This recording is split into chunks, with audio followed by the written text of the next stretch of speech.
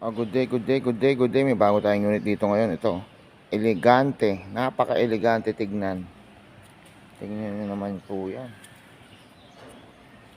Napaka-elegante.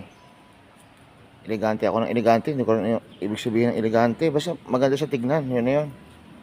Ano? Napakalapad ng upuan. Ganoon din po yan. Pag binuksan natin to magiging cargo type siya. Siguro mga 5 or 6 na galon ng tubig. Kasyang kasya. Tignan nyo naman po yan. Leather na leather yan. Pangit ang kuko ko. Leather na leather yan. Presentable tignan.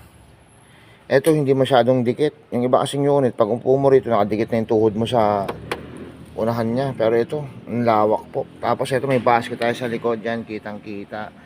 May mga button dito. Ito sa, ano, tawag dito sa wiper natin. Yan. Isang button naman para sa mini pan. Yan. Yan po siya, napaka-elegante. Napaka-elegante. Ano. Ano po yan. Ganda. PM lang po tayo mga boss madam. Alam niyo na, pagbenta bounce, presyohang ay, Diyos ko, pamigay na.